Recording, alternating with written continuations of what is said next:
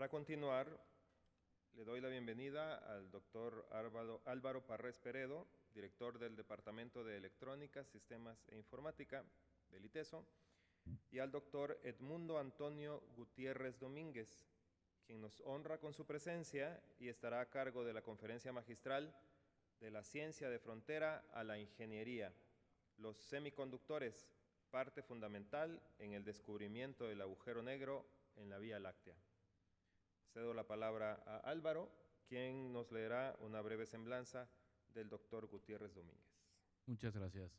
Buenos días a todos. Tengo el honor de presentar al doctor Edmundo Gutiérrez Domínguez. El doctor Gutiérrez obtuvo su doctorado en el año 1993 en la Universidad Católica de Leuven en Bélgica. En 1993 ingresó como investigador al Instituto Nacional de Astrofísica, Óptica y Electrónica, INAOE, en Puebla. Del año 2000 al 2002 fue gerente de diseño del Centro de Tecnología de Semiconductores de Motorola en Puebla. De 2005 a 2006 fue director técnico del Centro de Investigación en Sistemas de Intel aquí en Guadalajara. De marzo del 2020 a abril de 2024 fue el director general del Instituto Nacional de Astrofísica, Óptica y Electrónica en Tonantzin, Puebla. Es miembro fellow de la IEEE y es editor en jefe de la revista IEEE Transactions on Device and Materials Reliability y es miembro del Sistema Nacional de Investigadores en nivel 2. Ha sido consultor científico para la Secretaría de Economía Federal en diálogo con los Estados Unidos para el tema de semiconductores. Entre revistas científicas internacionales indexadas, memorias de congresos, tiene más de 160 publicaciones en el tema de la física, la tecnología de los materiales y dispositivos semiconductores. Bienvenido, doctor Edmundo. Muchas gracias. Muy bien. Muchas gracias. Agradezco primero que nada a las autoridades del ITESO en Guadalajara por la invitación. No es la primera vez que estoy aquí, afortunadamente para mí. Siempre es muy agradable estar en este campus con gente tan amable, tan bien receptiva y sobre todo en este hermoso campus que tienen aquí en la ciudad de Guadalajara. Es realmente precioso.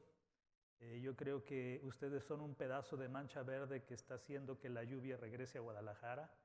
Y no importa que inunde la ciudad o que provoque cortos de energía eléctrica, pero necesitamos agua. Y también los necesitamos a ustedes como una institución educativa con una visión de la ciencia, la tecnología aplicada en el aspecto humano. A mí me parece que eso es muy importante. Las crisis que estamos sufriendo hoy en día, de todo tipo, no solamente crisis en términos medioambientales, sino también crisis económicas y políticas, tienen que ver precisamente con el aspecto humano. Y el día de hoy voy a tratar de articular información que tiene que ver con esta situación, con esta crisis económica, política mundial, y que gira alrededor del tema de los semiconductores. El tema de los semiconductores es un tema realmente fascinante porque si ustedes se fijan hoy en día, diversos tipos de componentes electrónicas, sistemas, lo que ustedes volteen a ver está compuesto de semiconductores. Desde los teléfonos celulares que ya se encuentran completamente disponibles al alcance de casi todo el mundo, pasando por los sistemas de comunicaciones, sistemas de almacenamiento de información, procesamiento de información, en la industria automotriz, en los enseres electrodomésticos, prácticamente los encontramos en todos los lugares. Así que el día de hoy procuraré dar una plática un poco articuladora, un poco híbrida, que integra componentes de ciencia básica, desarrollo tecnológico, ingeniería y finalmente aplicación. Proviniendo de un centro que tiene básicamente una naturaleza de ciencia básica, como es el Instituto Nacional de Astrofísica y Óptica y Electrónica, el cual es uno de los 26 centros públicos bajo la coordinación de lo que hasta hoy es el Consejo de Ciencia y Tecnología, el CONACYT, y que ya saben, ya lo escucharon, se va a convertir en Secretaría de Ciencia, Tecnología, Humanidades e Innovación, lo cual realmente celebramos mucho tanto en la comunidad académica como la científica e incluso en la industrial, porque he tenido la oportunidad de estar en reuniones convocadas por el gobierno federal y por el sector industrial en el tema de semiconductores.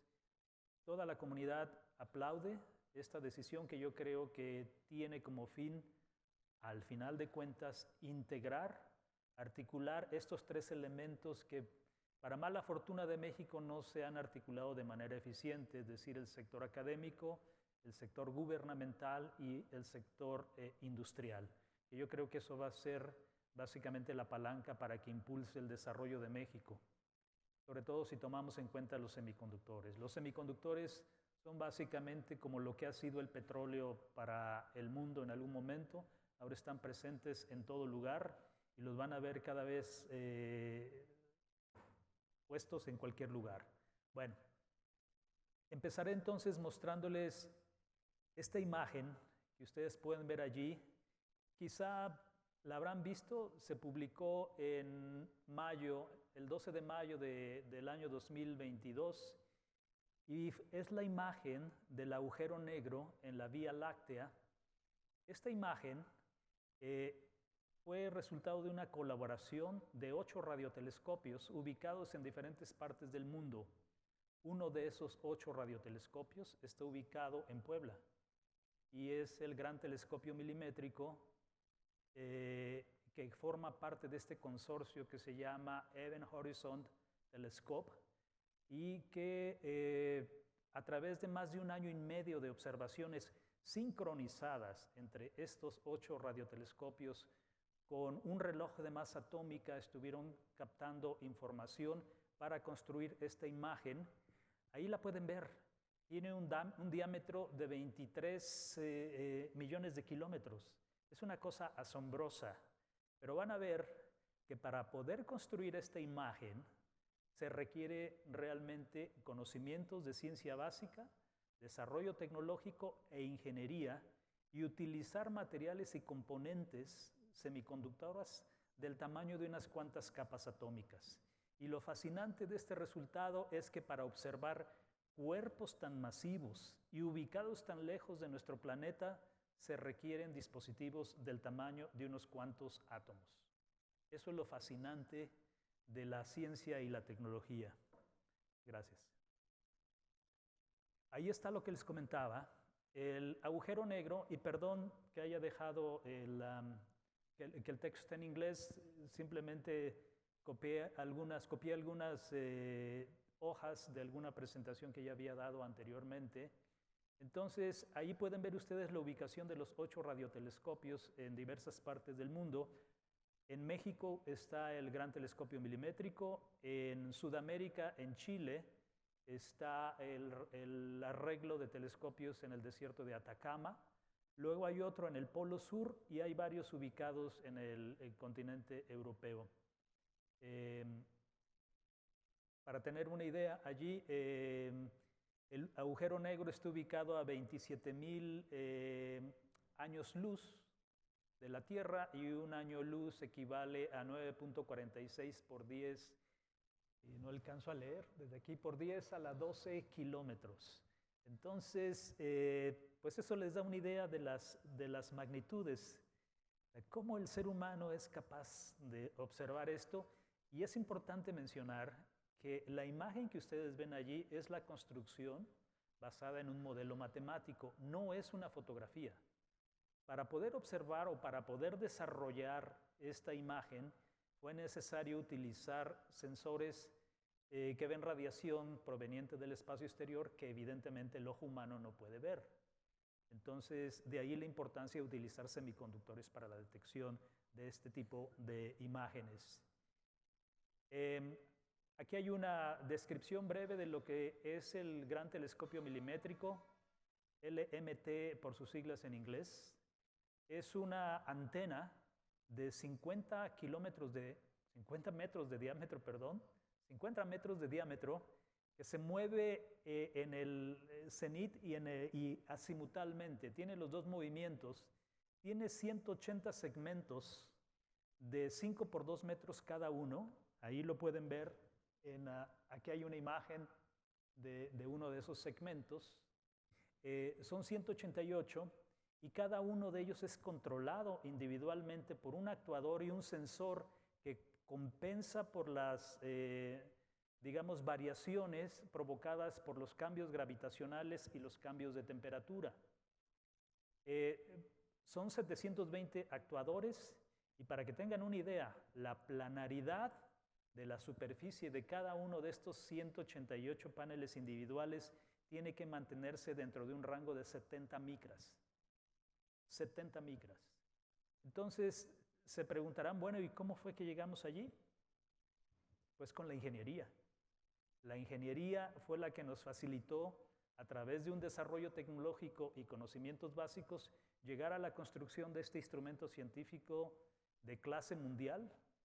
Y es algo que tenemos que reconocer en México, porque este no es un resultado solamente del INAOE, es un resultado de la participación de varias universidades y centros públicos de investigación durante aproximadamente 15 años.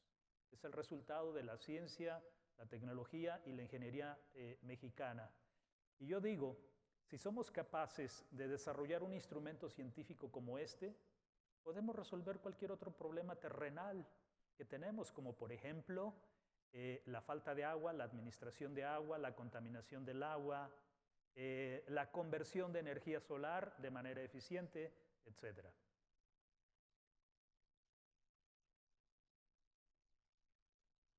Me parece que ahora la tecnología de infrarrojo nos está fallando. Muy bien. Entonces, aquí entramos. Gracias. Ahí hay un ejemplo de a veces la tecnología no siempre funciona. La ingeniería y los semiconductores. Esta es una imagen del radiotelescopio.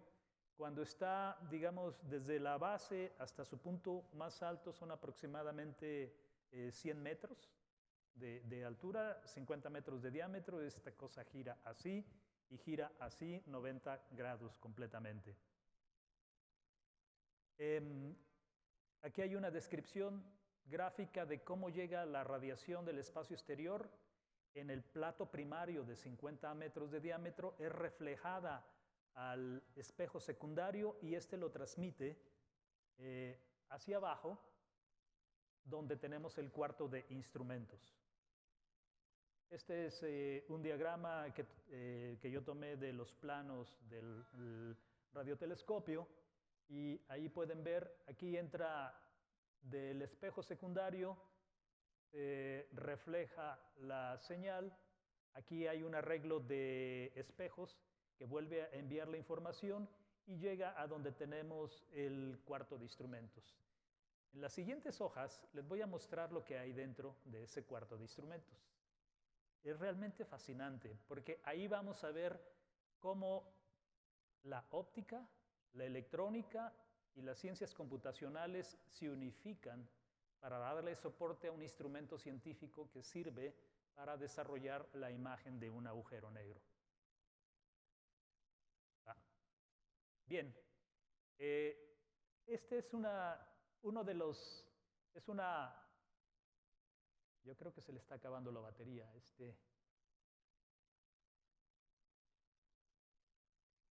Bueno, aquí me quedo con esta.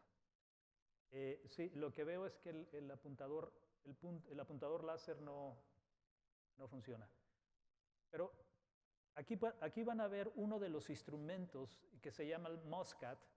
Básicamente es un arreglo de detectores de superconductividad que requirió una investigación fundamental en ciencia de materiales. Necesitamos utilizar materiales superconductores y semiconductores para poder detectar ciertas longitudes de onda que vienen del espacio exterior y utilizar una electrónica de filtrado para eliminar todo el ruido proveniente de la misma instrumentación y del ambiente. Entonces, esta es una imagen. Lo que ven a la izquierda es el interior del crióstato. Este sistema de vacío que lleva la temperatura de operación a aproximadamente 100 milikelvin, muy cerca del cero absoluto. Entonces, la imagen que ven allí se parece mucho a las imágenes de los sistemas de computación cuántica de IBM, porque la computación cuántica también requiere de operación a temperaturas muy reducidas. Entonces, ahí está a la izquierda el instrumento donde, el crióstato donde está integrada la electrónica, y abajo podrán ver unos espejos. Quizás si me levanto mejor. Esto que ven aquí son unos espejos que están diseñados para reflejar en la longitud de onda de interés. Estos concentran la radiación que viene de afuera, la desvían y la llevan a este sistema que entra allá. Y aquí hay una descripción más o menos gráfica de cómo detecta la señal este instrumento. Me parece que... ok. Bueno, esta es otra descripción también más o menos gráfica. Allá ven arriba la antena, cómo viene la radiación, cómo esta llega a los espejos reflectores y la envía al sistema. Esta parte de aquí es la que opera a temperatura aproximadamente de 100 grados milikelvin. Luego tiene otras secciones, como pueden ver aquí, tiene la sección de 120 milikelvin, tiene una sección intermedia de 450 milikelvin, 1 Kelvin, 4 Kelvin, 50 Kelvin, y la operación del instrumento a temperatura ambiente. Entonces, es un sistema criogénico de diversas etapas de temperatura que requirió, en este caso, la participación de la gente que hace investigación, ingeniería en mecánica y vacío. Pues como pueden ver aquí, ya tenemos otra disciplina incorporada en este instrumento científico. No solamente la óptica para los espejos que reflejan la señal, sino también la mecánica en toda esta parte, la instrumentación electrónica, y más adelante vamos a ver también el procesamiento de la señal. ¿La que sigue, por favor? Bueno, ahí pueden ver en esta gráfica cómo está distribuido el cuarto de instrumentos. Es un espacio, allá ven arriba, de aproximadamente 10.5 metros por otro tanto. No es muy grande, quizá como el tamaño de este estrado, y ahí están concentrados todos los instrumentos científicos. La que sigue, por favor. Bueno, aquí no me voy a detener, esto es simplemente una descripción gráfica del superconductor que se está utilizando aquí. Es simplemente recibe la radiación. Cuando recibe la radiación, esta tira de material superconductor cambia su conductividad. Cuando cambia su conductividad, cambia la emisión del campo magnético. Y ese campo magnético es detectado por un sensor de campo magnético. Entonces, la detección de la variación del campo magnético está relacionada con la intensidad y longitud de onda de la radiación que estamos recibiendo del espacio exterior, y de esa manera se convierte esa radiación en una señal eléctrica que posteriormente es procesada e interpretada y reproducida como una imagen. Esto es en el caso específico de superconductores. La que sigue. Bueno, allá arriba, a la izquierda, está la imagen de lo que consiste una celda de un detector superconductor, y como pueden ver no son muy pequeños. 3 por 3 milímetros es el tamaño de un superconductor. No se requieren en este caso dispositivos muy avanzados. Aquí está la muestra de cómo está integrado en el sistema que va dentro del crióstato que opera a 100 milikelvin. Es una estructura muy simple. Arriba al centro está la gráfica de la temperatura de transición. Como ustedes pueden observar, tiene una temperatura de transición donde el material se convierte en superconductor alrededor de los 780 milikelvin. ¿Qué es lo importante aquí? La mayoría de los materiales superconductores tienen temperaturas de transición por abajo de 1 grado Kelvin. Por eso es que estos sistemas tienen que operar por abajo de 1 grado Kelvin. Sin embargo, la investigación fundamental en ciencia de materiales ha demostrado que se pueden desarrollar materiales superconductores a temperaturas alrededor del nitrógeno líquido, es decir, 77 grados Kelvin. Si logramos conseguir eso, entonces en lugar de tener un sistema que tenga que operar A 100 milikelvin tendremos un sistema que puede operar a 77 grados Kelvin. Es una diferencia enorme. Operar un sistema por abajo de 1 grado Kelvin es un gran reto. Para empezar, necesitamos sistemas de vacío muy especiales y necesitamos utilizar no helio líquido, sino una variante del helio líquido que se está bombeando de manera permanente al interior del sistema. Y para que tengan una idea, si yo quiero hacer una observación con este instrumento, necesito empezar a configurar el sistema y estabilizarlo y me toma aproximadamente 4 días. 4 días para alcanzar el nivel de vacío y estabilizar la temperatura. Una vez que está estabilizada, empiezo con las mediciones de la radiación del espacio exterior. Y es importante mencionar que el gran telescopio milimétrico que tiene México solamente puede observar durante la noche. No puede observar durante el día, por lo tanto, su tiempo de observación se reduce a unas aproximadamente 10 horas durante la noche, y tiene que estar sincronizado con un reloj de masa atómica con los otros radiotelescopios para que cuando se junte la información de estos 8 radiotelescopios, que por cierto, una vez configurados los 8, equivalen virtualmente a un radiotelescopio del diámetro de la Tierra. Por eso necesitamos los 8 radiotelescopios, porque para tener esa resolución y observar el agujero negro necesitamos virtualmente un radiotelescopio del tamaño de la Tierra, y por eso tenemos 8 radiotelescopios. Por eso utilizamos tecnología de superconductores para que tengan una resolución mayor y podamos detectar la señal que viene de fuera. La que sigue.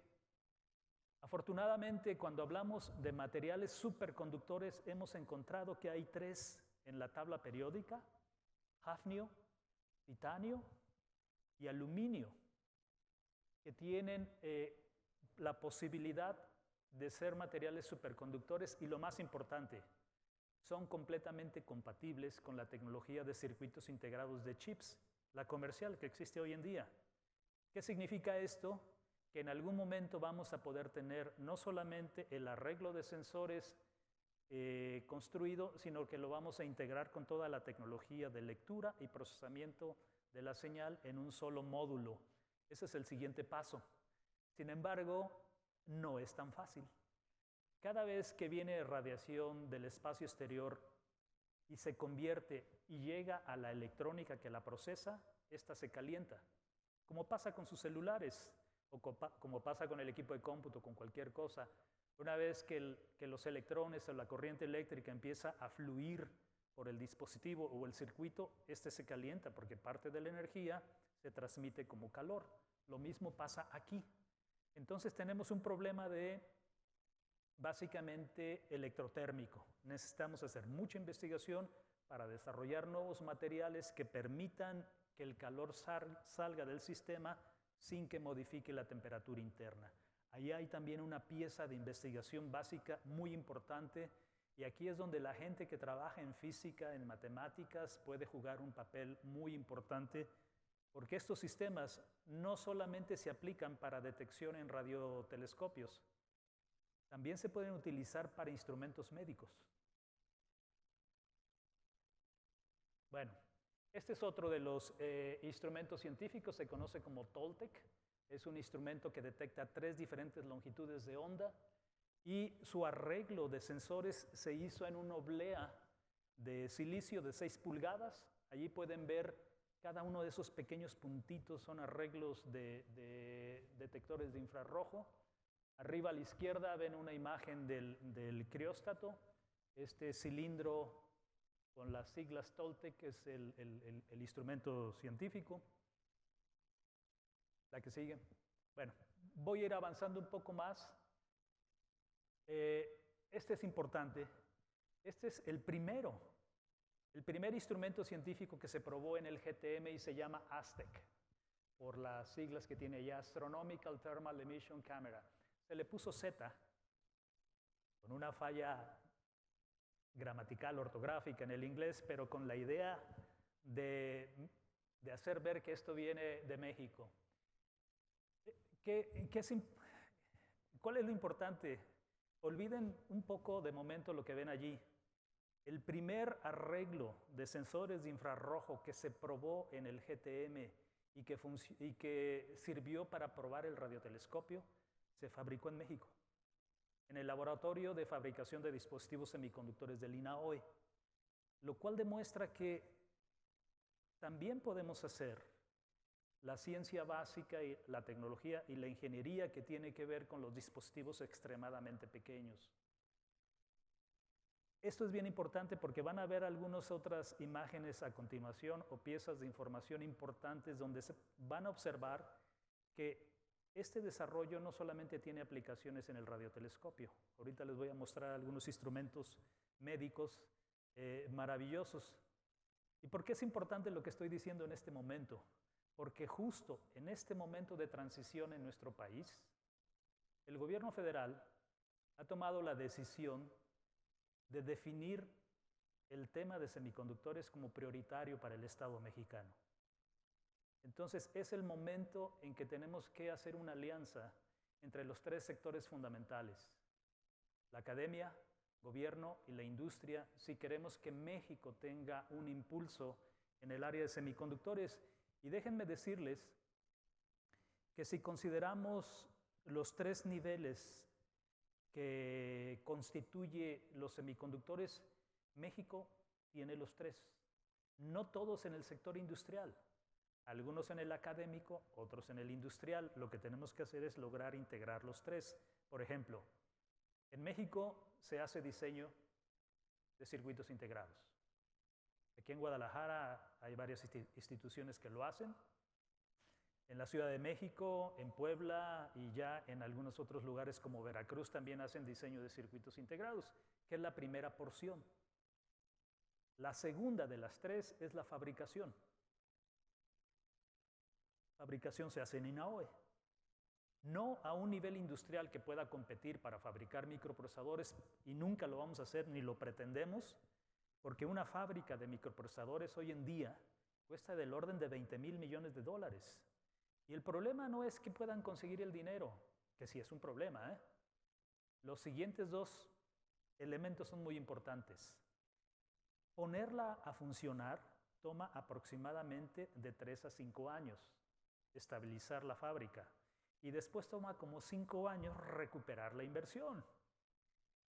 Entonces, y luego, para recuperar la inversión hay que tener un pedazo del mercado capturado. ¿Y México tiene capturado un pedazo del mercado? No. Básicamente son 2, si acaso 2 o 3 empresas de fabricación en todo el mundo las que tienen capturado el mercado de los microprocesadores, que es la tecnología más avanzada. Evidentemente, el número 1 son los taiwaneses de TSMC. Después vienen otros allí detrás como AMD, incluso otra China, puede ser Intel, pero Intel está teniendo problemas para competir a nivel de microprocesadores. Entonces son básicamente 3 o 2, y México prácticamente no entraría allí, ni ningún otro país. Es una guerra difícil de ganar. Sin embargo, sí podemos entrar en otro sector de fabricación de dispositivos semiconductores, porque no todos son microprocesadores. Por ejemplo, vean sus teléfonos.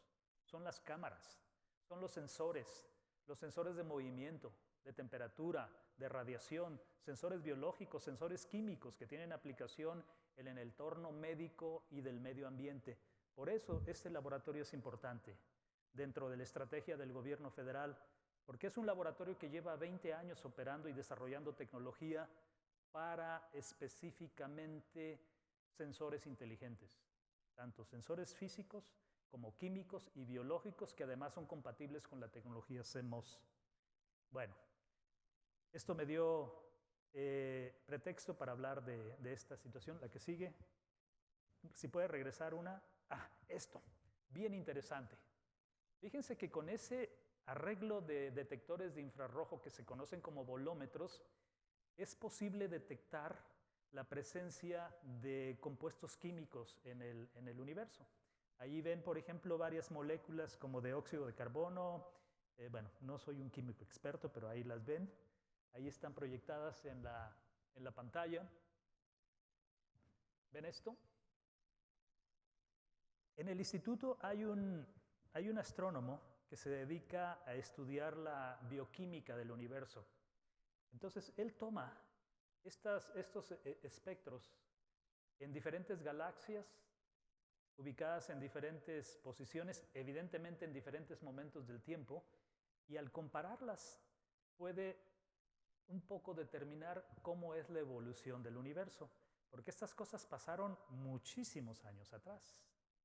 Entonces, es fascinante cómo la radioastronomía nos puede ayudar a entender la evolución del universo mediante la presencia de los procesos químicos y físicos que están ocurriendo allá afuera.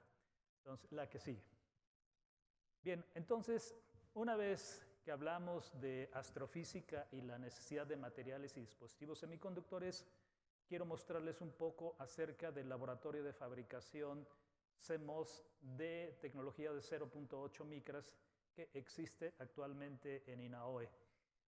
0.8 micras, evidentemente, no se compara con los 12 nanómetros o los 7 nanómetros que está desarrollando TSMC o Intel, porque no es la intención.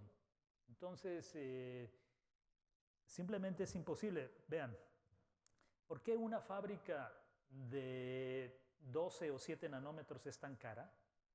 Porque para resolver 7 nanómetros, por ejemplo, una de las variables, cualquier vibración mecánica del entorno provoca una oscilación mucho mayor que 7 nanómetros y eso destruye la geometría o la resolución de la geometría. Entonces son fábricas que están montadas sobre sistemas antivibraciones de una calidad impresionante. Imagínense, eliminan todas las vibraciones del rango de unos cuantos nanómetros. Entonces es una tecnología antivibraciones increíble. La otra variable que tienen que controlar es la temperatura, la otra es la presión y la otra es la introducción de partículas contaminantes. Todas esas, a final de cuentas, conforme la tecnología y las dimensiones se van reduciendo, se vuelven más exigentes y el sistema que alberga esta fábrica se vuelve mucho más caro. Entonces, por eso cuestan del orden de 20 billones de dólares estas fábricas. El laboratorio de INAOE está evaluado más o menos porque se construyó a partir de una donación de la empresa Motorola en el año 2000, de una línea de producción que desechó Motorola, se la donó a INAOE y posteriormente INAOE consiguió fondos adicionales de la Secretaría de Economía, de CONACYT, y logró completar la fábrica, bueno, el laboratorio. Un laboratorio de 0.8 micras, está más o menos valuado, para que tengan una idea, como en 90 millones de dólares, precio actual.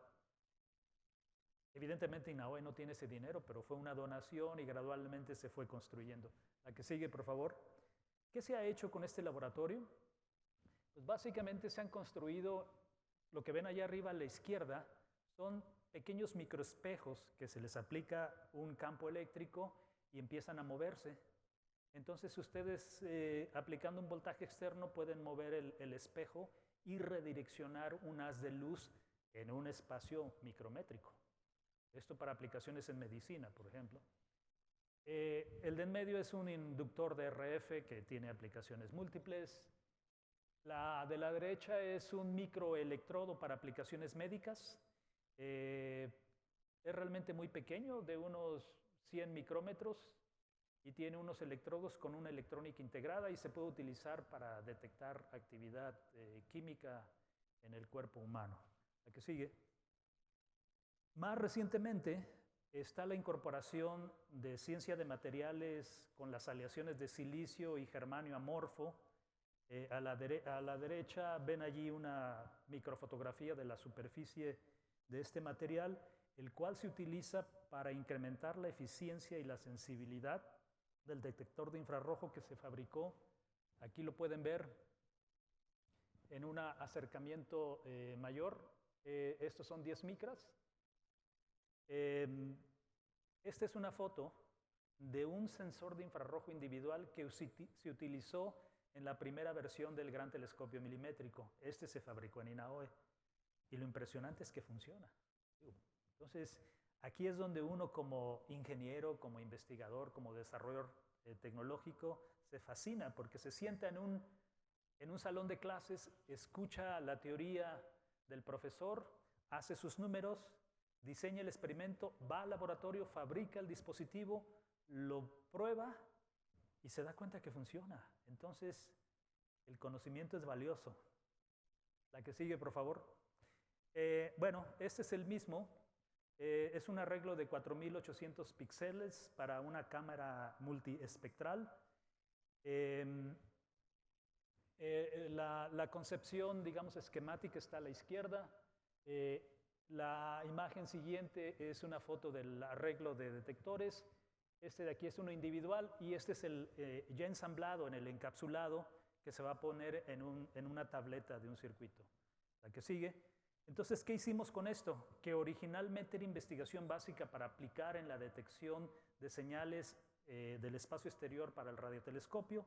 Esta cámara que ven allí es una cámara tridimensional hiperespectral, es decir, puede ver a través del visible, infrarrojo, de la niebla, de la lluvia y del humo. Entonces, a la izquierda está el diseño conceptual. Después sigue una imagen de la electrónica que se desarrolló en el PCB junto con el circuito integrado y después el montaje ya en una caja de prototipo que incluye las lentes y filtros de infrarrojo desarrollados también en el INAOE. Ese es un producto, por ejemplo, que puede, nada más por mencionar uno, se puede colocar sobre todo para los bomberos, cuando tienen que acudir a un evento donde tienen que entrar y la visibilidad es muy baja, esto les puede ayudar muchísimo, porque cuando ocurre un incendio generalmente lo que pasa es que alguien está tirando agua, por aquí sale humo, etc. Entonces todos estos elementos en el ambiente obstruyen la visión y esta cámara tiene una aplicación importante allí. La siguiente versión de la cámara incluye un LIDAR. Entonces, este, por ejemplo, podría ser colocado en los vehículos y en condiciones de manejo extremas en las carreteras puede detectar. Este es el desarrollo de una tesis de doctorado en el programa de doctorado del INAOE en electrónica y participaron investigadores de óptica, de electrónica y de ciencias computacionales para el procesamiento de la señal. Entonces, es otro ejemplo de aplicaciones multidisciplinarias. La que sigue, esta es impresionante, de verdad a mí me agrada muchísimo, es una cámara para detección temprana de cáncer de mama. A la izquierda ven algunas piezas del montaje y lo que ven arriba a la derecha son imágenes tomadas del pecho de una mujer, de la mama de una mujer. A la izquierda utilizamos polarización en infrarrojo, es decir, nuestros sistemas tienen unos filtros ópticos de infrarrojo que pueden ser polarizados de forma vertical, de forma horizontal y de forma circular. No voy a entrar en detalles, esto es trabajo de investigación de la gente de óptica, de procesamiento de señales y de electrónica. Lo importante de esto es que con la polarización circular podemos saber en el mismo momento que estamos tomando la imagen cuál tumor es benigno o cuál es maligno, evitándonos esa molestia que provocan los sistemas convencionales, los mastógrafos. Entonces, esto es otro ejemplo. Entonces, iniciamos un poco preocupados, como es el origen del INAOE, en estudiar el universo. Y poco a poco fuimos desarrollando electrónica, óptica, procesamiento de señales y estamos llegando a estas aplicaciones. También se hacen celdas solares. Ustedes saben que hoy en el mundo hay una constante lucha por desarrollar celdas solares con mayor eficiencia. Me parece que el récord de eficiencia de las celdas solares está como en 26% de las comerciales. A lo mejor alguien ¿Sabe? No soy un experto en celdas solares, pero creo que por ahí anda el 26%.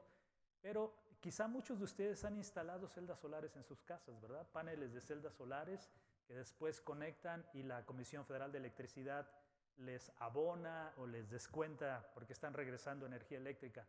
Bueno, muchas de esas celdas solares son fabricadas en China y la eficiencia no es del 26%, es mucho menor, pero aún así funcionan. Bueno, estas que ustedes ven aquí tienen una eficiencia solar, una eficiencia de conversión de energía solar en este momento de aproximadamente, no es mucho, 18%, pero son preliminares. Y lo más interesante aquí es que tenemos algunas que son flexibles, en sustratos flexibles y transparentes. ¿Qué significa esto? Que se las pueden poner ustedes, se las pueden poner al auto.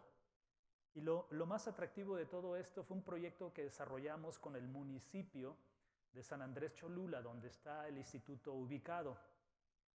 Se crearon unos paneles con este material transparente y se colocaron encima de, ¿cómo se llaman estos? Para el cultivo de hortalizas, invernaderos. Y entonces lo que hacemos es que normalmente un agricultor pone una malla de color negro o verde que filtra un poco la radiación solar. Pues aquí ponemos este transparente, hace la misma función de la malla, pero al mismo tiempo convierte energía. Y esa energía se utiliza para alimentar unos motores que están bombeando el agua de riego. El riego se contabiliza por goteo y se tiene un modelo eficiente de tal manera que ni se gasta menos ni más agua para que la hortaliza pueda desarrollarse de manera eficiente. Y algo más interesante, dependiendo del material flexible que utilicen, ustedes pueden filtrar ciertas longitudes de onda y bajar, digamos, la población de insectos dañinos para el cultivo. Pues tiene múltiples beneficios. ¿Y todo por qué? Porque un día alguien que estaba desarrollando los detectores de infrarrojo para el radiotelescopio pensó que este material también podía utilizarse para conversión de energía solar. La que sigue, por favor. Bueno, también se han fabricado diodos emisores de luz. Los diodos emisores de luz solamente pueden ser fabricados en este momento en tecnologías como de arsenuro de galio y algunas otras más. Este está hecho completamente con silicio. Y es una tecnología propietaria de INAOE. La que sigue, por favor. Este es un sensor de bacteria E. coli. La que sigue. La que sigue. Entonces, es muy interesante porque ustedes saben que existe en México existe un ente administrativo federal que se llama Senacica. Senacica es el ente encargado de generar los estándares para la importación y exportación, en el caso particular de la carne, y la carne debe contener una cierta cantidad menor de bacteria E. coli, por ejemplo. Actualmente el Senacica en sus puntos de control tiene sistemas donde toma una muestra y la manda a un laboratorio y 3 días después le regresa el resultado. Este sistema puede detectar la presencia o no presencia de bacteria E. coli y además puede diferenciar entre cepas en menos de 3 horas. Entonces, este es otro proyecto que está en desarrollo con el gobierno federal para llegar a un producto final para la Senacica y utiliza simplemente ciencia de materiales y un poco de imaginación del estudiante de maestría para utilizar ese material y hacerlo compatible con la presencia de bacteria E. coli. ¿Cómo funciona? Es muy sencillo. Es un material semiconductor, se le deposita una capa funcional biológica que es sensible a la presencia de bacteria E. coli, tiene unos radicales abiertos, esta capa funcionalizada. Cuando llega la bacteria E. coli, se cierran estos radicales, esto se refleja como un cambio en la conductividad del sustrato y está. Fácil, ¿verdad? La que sigue. Bueno, sensores químicos, la que sigue. Esta es toda una familia desde el año 2000 hasta el año 2016 de sensores químicos fabricados en INAOE. La que sigue. La que sigue, vamos a pasar esta. Estas son las componentes ópticas. Ya no estamos hablando de semiconductores ni de electrónica. Estas son las componentes ópticas diseñadas en el departamento de óptica y fabricadas y caracterizadas también. Les va a sorprender el tamaño, pero el INAOE ha fabricado incluso espejos de 2 metros de diámetro con una planaridad impresionante, porque tienen toda la técnica para medir la rugosidad y planaridad de las superficies en un rango menor a los micrómetros. Entonces, estos son 1, 2, 3, 4 ejemplos de componentes ópticas que están instaladas actualmente en el Gran Telescopio de Canarias. Ahí ven a la derecha abajo, es fotografías de este telescopio óptico. Estas componentes ópticas también tienen aplicación en instrumentos médicos, por cierto. Entonces, allí vamos. La que sigue. Y bueno, con esto quiero ya finalizar. Esta es la penúltima. La última es un pequeño video. Esta es la penúltima, comentando que iniciamos nuestro viaje, que yo lo llamo y lo he definido en INAOE como una danza a las orillas del universo. ¿Por qué es una danza a las orillas del universo? Porque empezamos estudiando los cuerpos de escalas tremendas y terminamos estudiando cuerpos de escala atómica. Entonces estamos danzando en escala a las orillas del universo. Y este pues es un resumen, y básicamente es fascinante ver que se puede comprobar la teoría de la relatividad y su interacción con la física cuántica, la mecánica cuántica, porque la mecánica cuántica es la que regula el comportamiento de los semiconductores, mientras que la teoría de la relatividad es la que trata con los cuerpos extremadamente grandes. Entonces, esto les da un recorrido, una idea del recorrido que hemos hecho el día de hoy, desde las cosas extremadamente grandes hasta las muy pequeñas. Y la que sigue, no solamente aprendimos en electrónica, en óptica, en procesamiento de señales, sino también en biomedicina. Esto que ven aquí es un desarrollo del grupo de computación en INAOE. Lo que ven a la derecha es una silla para cuadriplégicos. La persona que está sentada allí es un estudiante. La que sigue, este es el video. Por favor, si le puede picar en la... Debe tener allí una flechita para activar el video.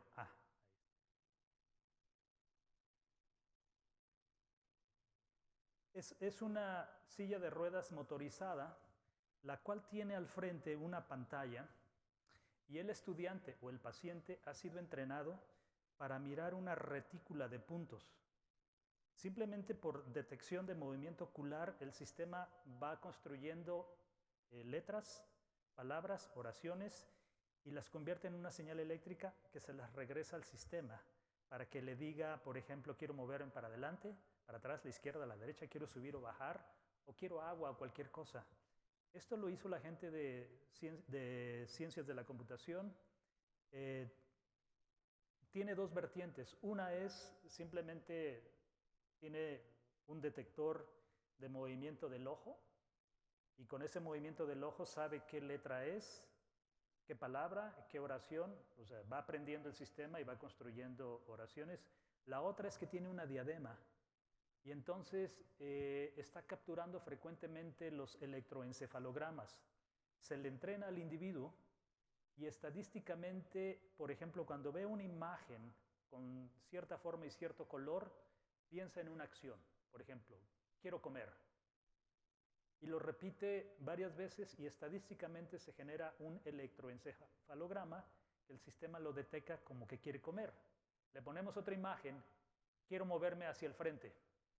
Y entonces lo repite, estadísticamente se graba y el sistema lo detecta como que quiere moverse hacia el frente. ¿Qué significa esto? Que ya no se requiere la detección ocular, sino simplemente la persona está pensando en una acción, se entrena al sistema y el instrumento reacciona a lo que la persona está pensando. Parece ciencia ficción, pero funciona. Entonces, ¿en qué terminamos? Empezamos haciendo astrofísica, y llegamos a una aplicación que tiene que ver con el procesamiento de señales biomédicas en beneficio de personas cuadriplégicas.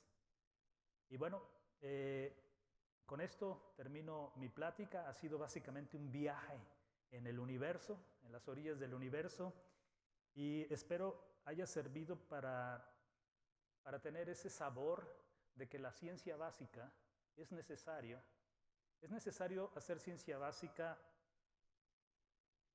adelantada y sincronizada en tiempo con el desarrollo tecnológico para que el conocimiento pueda convertirse en tecnología, y también sincronizado con la ingeniería para que finalmente resulte en innovación. Ese es el mensaje, y yo creo que podemos aprovechar estos momentos históricos, políticos, en los que el mundo está teniendo un cambio enorme. La guerra, la lucha comercial entre China y Estados Unidos es como el último tren para México, porque Estados Unidos no puede contrarrestar la influencia china sin la alianza de otros países. Y México, por ser su vecino, es uno de ellos. Entonces yo creo que es el momento en el que en México tenemos que hacer un esfuerzo para subirnos este tren de los semiconductores, de la inteligencia artificial, y poder ayudar a que nuestro sistema de universidades, de investigación, haga una alianza positiva con el sector privado de la industria y con el gobierno. Y bien, pues muchas gracias por escuchar esta plática.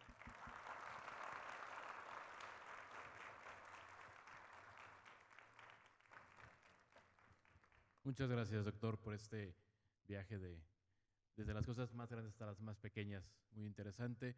Sobre todo que deja muy claro la necesidad de la interdisciplina, la necesidad de trabajar en conjunto las diferentes ciencias, desde la ingeniería, para lograr cosas tan asombrosas como la que nos presentó. Tenemos todavía algunos minutos para preguntas, entonces invito al público, quien tenga alguna pregunta, se acerque a alguno de los micrófonos. Muchas gracias, doctor, por esta extraordinaria exposición. Mientras usted hablaba, me quedé pensando, yo soy politólogo, en la estrecha relación que ha tenido la astrofísica con la guerra, ¿no? Históricamente. ¿Cuál es el papel para usted de la reflexión ética en la aplicación? Porque me parece que a veces me da la impresión de que la ciencia se estima sin intereses o se estima sin objetivos, ¿no? Y que la ciencia en sí misma conduce a digamos, a lo bueno, por decirlo así, ¿no? ¿Qué papel le asigna usted a la ética en este desarrollo científico? Definitivamente, yo creo que al principio de mi plática hablé de los aspectos humanos que se piensan plantear en esta nueva Secretaría de Ciencia, Tecnología, Humanidad e Innovación. La ética juega un papel importante, y no podemos dejar pasar el hecho histórico de la realidad. La tecnología y la ciencia en el mundo ha sido impulsada primordialmente por la guerra. Es algo que yo repruebo, que no estoy de acuerdo, pero las cosas están cambiando. Recuerden la Primera Guerra Mundial. ¿Y qué pasó?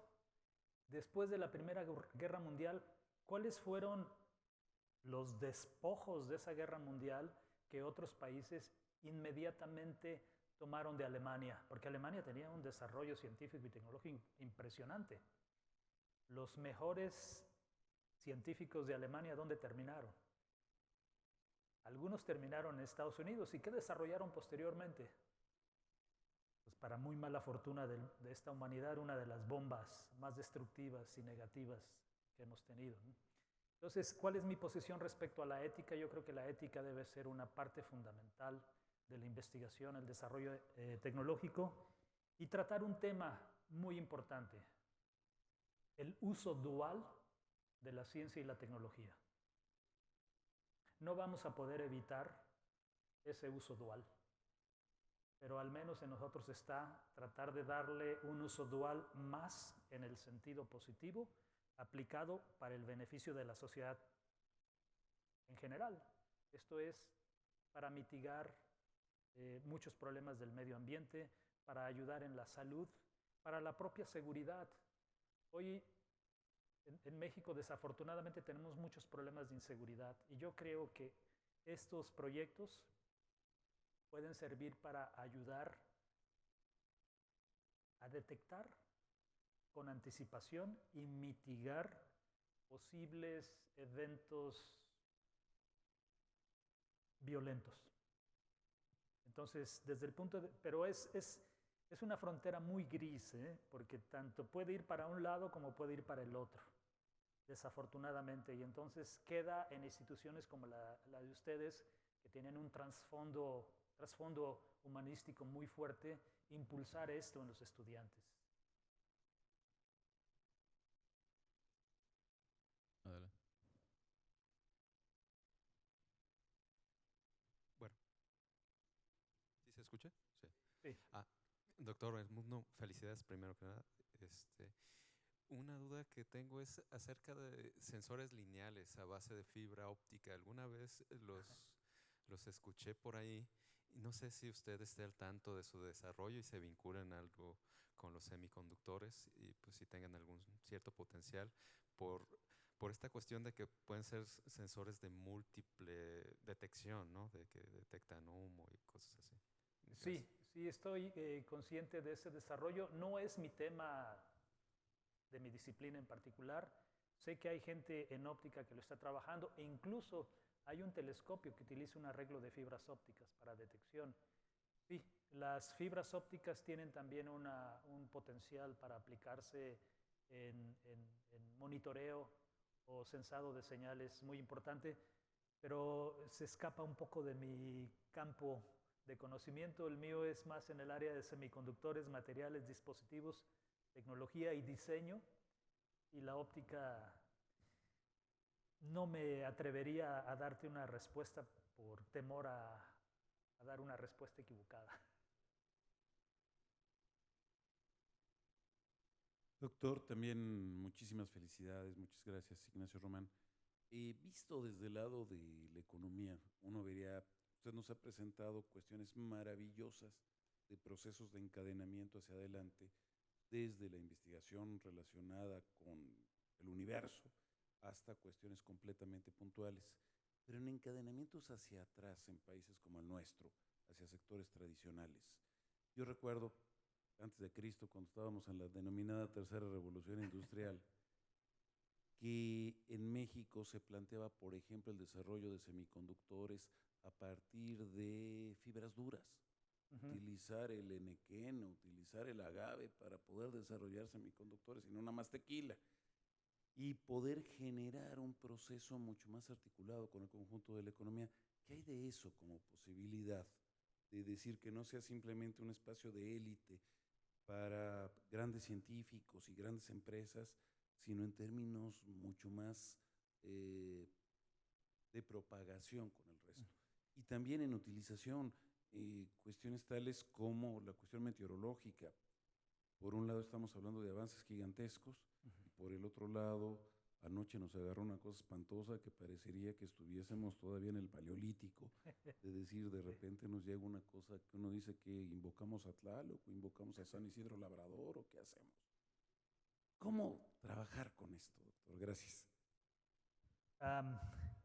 En el aspecto de semiconductores hay un proyecto que inició con la actual administración que tiene por siglas, después puedo compartirles la información, se llama eSenseMex, I latina, Sense de sensores y MEX de México, eSenseMex. eSenseMex es una plataforma que recibe apoyo del CONACYT actual, incorpora 4 centros públicos y 3 universidades, la UNAM, la Autónoma de San Luis Potosí y la Universidad Autónoma de Sinaloa. Es básicamente una plataforma para la incorporación de materiales compatibles con la tecnología de silicio para el desarrollo de sensores inteligentes.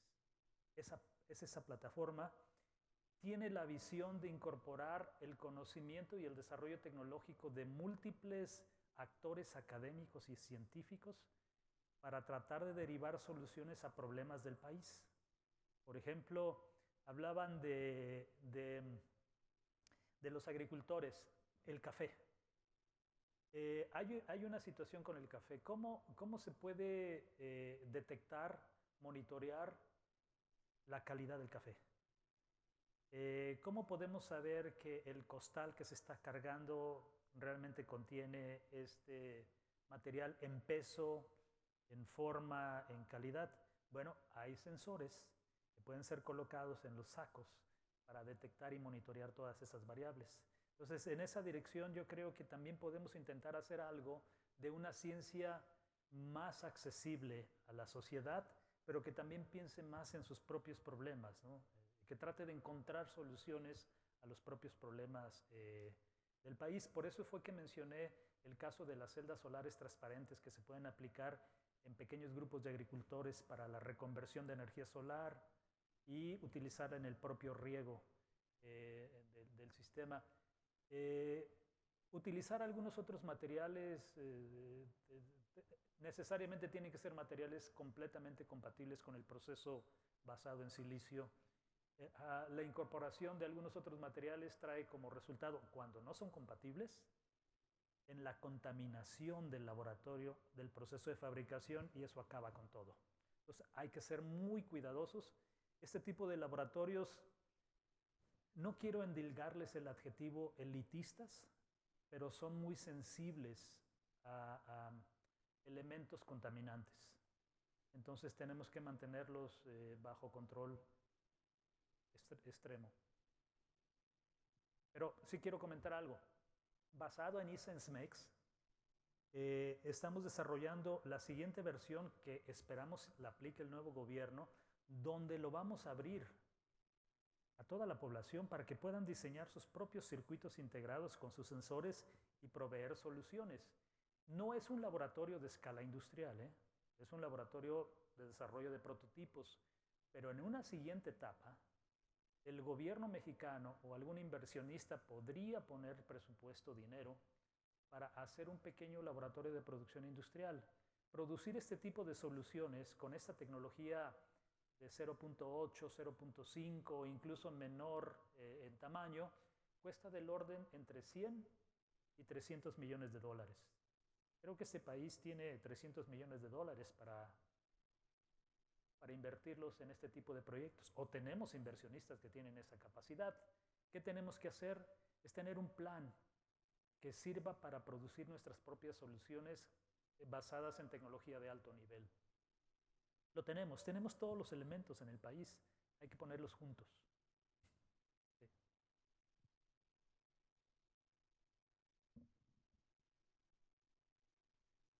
¿Alguna otra pregunta?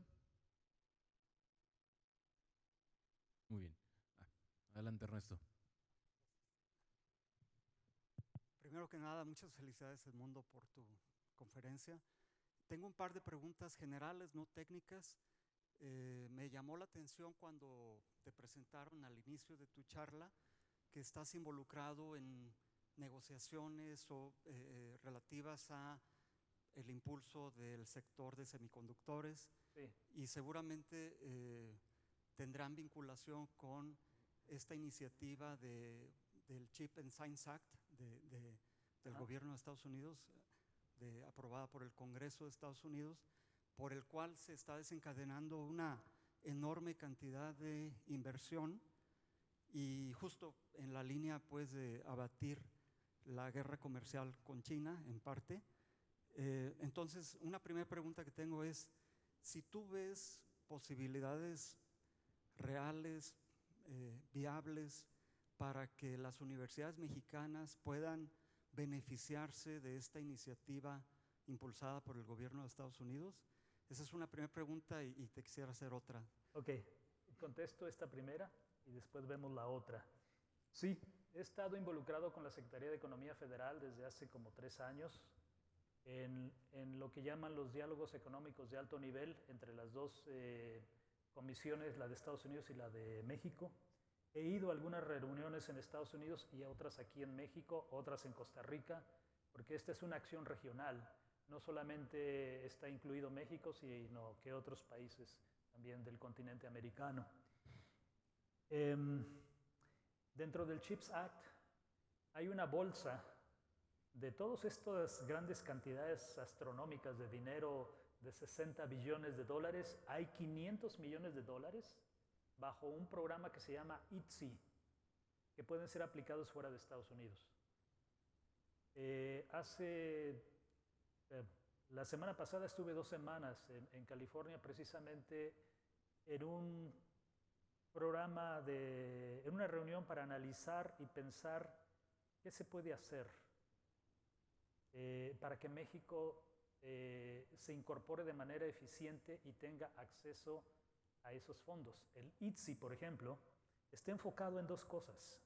Una de ellas es el desarrollo de talento humano y la otra es el desarrollo de tecnología, investigación y desarrollo de tecnología.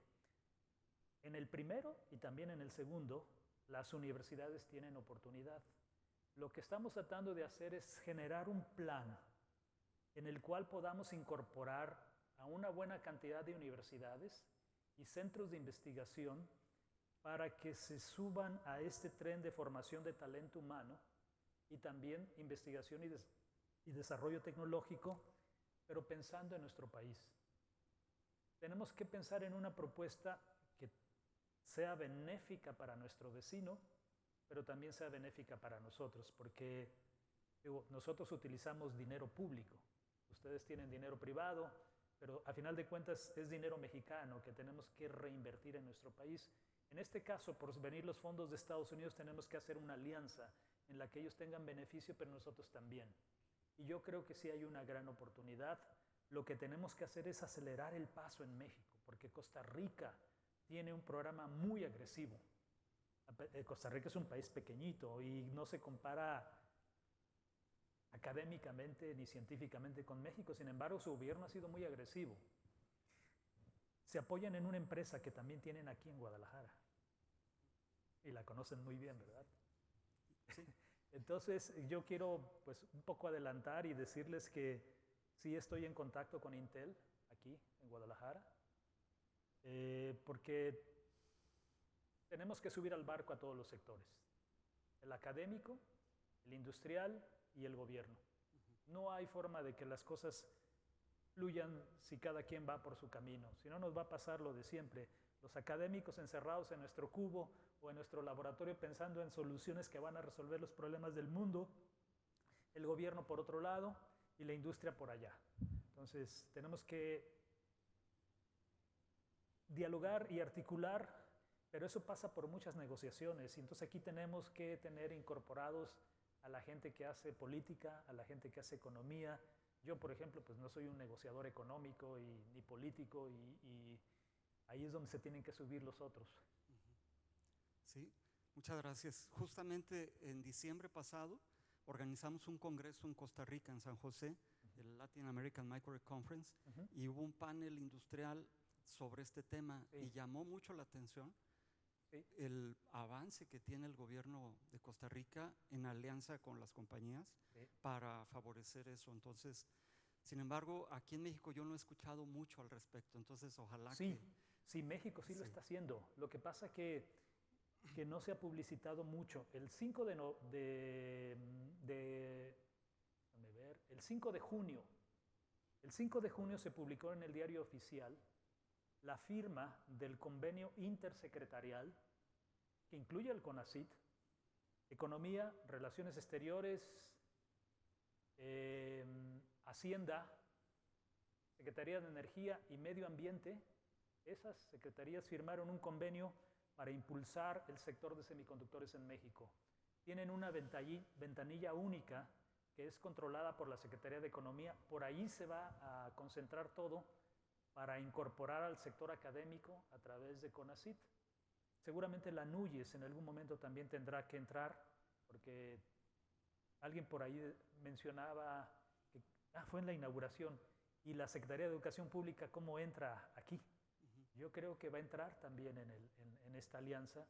Entonces, ya hizo México el primer paso el 5 de junio con este convenio. Ya están definiendo las reglas para empezar a trabajar de manera conjunta entre el sector privado, el académico y el gobierno. Estamos en esa dirección, y la actual administración me parece que está trabajando muy de cerca con el equipo de transición. para continuar con esto. Muy bien, muchas gracias. Y si me permiten hacer la última pregunta, justo alineado a tu respuesta, justamente, o sea, es obvio que tú y yo estamos bien conscientes de la importancia que tienen los semiconductores como elemento estratégico para el desarrollo de los países, y ahora que lo mencionas, se ha vuelto una estrategia de gobierno, del gobierno federal en esta nueva administración. Y sin embargo, paradójicamente, en muchas universidades del país, incluyendo el ITESO, la demanda de estudiantes deseosos de estudiar ingeniería electrónica es cada vez menor, ¿no? Cada vez hay menor interés en la ingeniería electrónica, es una paradoja. Al grado de que en algunas universidades importantes de México han cerrado ese programa. Sí. Eso es increíble. ¿Y a qué lo atribuyes tú? Mira, no es un problema exclusivo de México, es un problema global. Estados Unidos lo tiene muy fuerte. Parte del CHIPS Act tiene reservada una buena porción de dinero para volver a generar ese talento humano que fue resultado de una decisión política y económica errónea. Recuerden que ya hace unos 30, 35 años decidieron que les salía mucho más barato ensamblar y desarrollar los semiconductores en Asia. Efectivamente, la mano de obra de alto conocimiento en Asia es mucho más barata, o era mucho más barata, que en Estados Unidos. Pero ¿qué pasó? Los países asiáticos fueron aprendiendo, desarrollaron su propia tecnología y desplazaron a las empresas de Estados Unidos. Durante todo ese periodo de 30 a 35 años se desmotivó mucho el desarrollo de las ingenierías, porque se empezó más a trabajar en la administración, en la gerencia y el manejo de la tecnología. Entonces, no quisiera opinar un poco más porque es como meterme un poco en los jóvenes. Yo sé que nosotros provenimos de una generación atrás y cuando ustedes dan clases se dan cuenta cómo han ido cambiando los muchachos de hace 30, 20, 10, 5 años. A veces cuando uno está dando clases y uno está convencido de que lo que estás dando allí es algo que tienen que saber, que tienen que conocer, que se lo tienen que absorber, el muchacho está como que dice, ¿de qué me está hablando? ¿No? Esto no está en mi foco de interés. Entonces yo creo que ahí necesitamos, alguien comentaba sobre ética, yo creo que tenemos que incorporar también a la gente de educación, de sociología, porque este es un problema propio del desarrollo de la sociedad. No tiene que ver específicamente con ingeniería que sea menos útil o menos atractiva, es que las generaciones nuevas están volteando sus ojos para otro lado, porque así ha ido la humanidad evolucionando. Estados Unidos se da cuenta de eso y entonces inicia un plan de trabajo ahora desde los que llaman los community college, desde abajo para reeducar a las nuevas generaciones en los temas científicos y de ingeniería. Pero el resultado de esa reeducación la vamos a ver en 10 años, con suerte. Entonces necesitamos un programa escalonado. En México no lo tenemos. Desafortunadamente, y tienes razón, en el INAOE, por ejemplo, el número de estudiantes que entran al posgrado ha venido reduciéndose.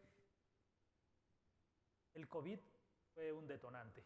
Eso fue una catástrofe a final de cuentas y terminó acelerando el proceso.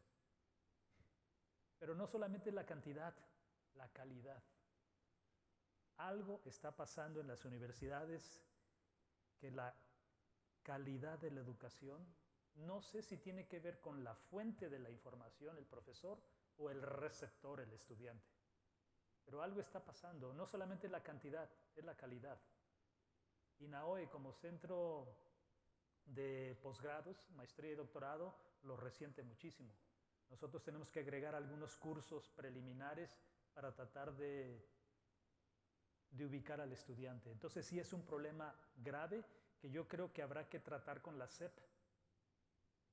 Pero semiconductores no es el único tema, ¿eh? O las ingenierías. También hay otras áreas que también están sufriendo lo mismo. Yo creo que lo que México tiene que hacer a través de la Secretaría de Educación Pública y las instituciones académicas es pensar un poquito más a largo plazo, porque ahora quizás semiconductores es el tema geopolítico, económico importante, pero dentro de 5, 10, 15, 20 años puede ser que sea otro, el agua, la energía, los vehículos eléctricos, en fin. Entonces creo que es un tema de mayor proyección que tiene que ser visualizado. Yo creo que el ITESO tiene esa capacidad por ser una universidad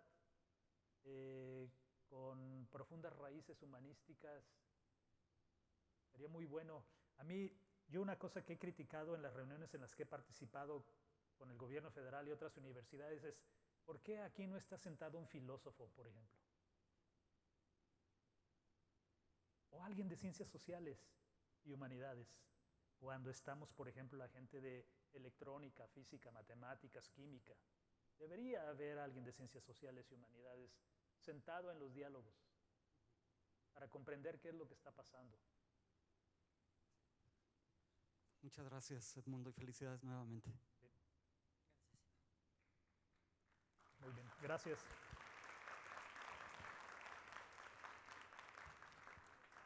Terminamos. Agradecemos al doctor Hay una Edmundo. pregunta más en el panel, si la podríamos escuchar. Sí, gracias. Ay, perdón. Es un poco, muchas gracias, es un poco continuar digamos, esta última parte que desea usted. Usted hablaba mucho de lo que le llaman el modelo de la triple hélice, ¿no? En donde está el gobierno, la industria y las universidades. Hay modelos similares o un desarrollo de ese modelo incorpora una cuarta hélice que es la sociedad civil. Sí. Y bueno, usted decía pues cómo es importante la formación y demás, pero a mí me gustaría escuchar también un comentario de su parte de no solamente qué tendría que estar sucediendo de parte de la comunidad, de los investigadores respecto a la formación, sino también respecto a una comunidad más amplia, a la sociedad en su conjunto. ¿Qué tendría que estar sucediendo en materia de comunicación de la ciencia, de divulgación de la ciencia, de cambios culturales respecto a la ciencia, pues para que no le resulte para que cumpla su función de cuarta hélice, precisamente? Sí, yo creo que necesitamos hacer actividades extramuros. Hay una asociación sin fines de lucro que ha sido muy exitosa en eso y que se llama IEEE. Quizá algunos de ustedes son miembros de esa institución que tiene casi 500,000 de miembros en todo el mundo. Ellos suelen promover actividades extramuros con niños de primaria, de secundaria y de preparatoria y con la sociedad abierta. Entonces yo creo que por ahí tenemos que empezar a trabajar también, yendo incluso a las comunidades alejadas, platicándoles un poco de lo que es una universidad, de lo que es el conocimiento, lo que es la educación, lo que genera todo ese entorno en términos de investigación, desarrollo tecnológico y cómo este se puede aplicar. Voy a poner un ejemplo. La primera vez que empezamos con el proyecto de agricultura fotovoltaica, lo hicimos en una población que está como a 10 kilómetros del INAOE, donde hay una pobreza extrema, donde los niños viven solos porque sus dos padres se fueron a Estados Unidos y son criados por primos, abuelos, abuelas, tíos, y muchos de ellos caen en la delincuencia porque no tienen otro medio para sobrevivir. Fuimos a esa comunidad, se empezó a dar un pequeño curso utilizando una especie de, ¿cómo se llama? Estos son unos juegos, como especie de legos, que a través de experimentos de electricidad, electrónica, física y química, a cualquier persona se le puede explicar lo que es el conocimiento que hay detrás. Allí encontramos a un chico que se dedicaba a distribuir droga. Después de asistir a estos cursos, fue con su abuelo y le dijo que podía mejorar las cosechas de su huerto y controlaba el riego. Aprendió y el muchacho dejó la distribución de drogas para dedicarse al cultivo del espacio de tierra que tiene su abuelo. Entonces, ese es un ejemplo, aunque es un ejemplo puntual, porque no tenemos nosotros como centro de investigación la capacidad de estar saliendo de forma permanente y a diversos lugares. Sí podemos asociarnos con universidades. Lo hemos hecho con la Ibero en Puebla, por ejemplo. Lo hemos hecho con la Autónoma de Puebla en Puebla también, donde pues, las universidades sí tienen cuadrillas enormes de estudiantes voluntarios. Eso es lo que tenemos que impulsar y yo creo que ese debería ser uno de las acciones incluidas en la Secretaría de Educación Pública. Informar a la población abierta de lo que significa la educación, el conocimiento a través de las universidades. Esa es mi opinión. Cuando hablas de la cuarta hélice, la sociedad, sí, yo solamente hablé de 3, porque es en la que he estado ahora, pero incluso hay una quinta, ¿no? Lo que llaman la pentahélice, pero bueno, podemos agregar otra más, pero la sociedad es importante.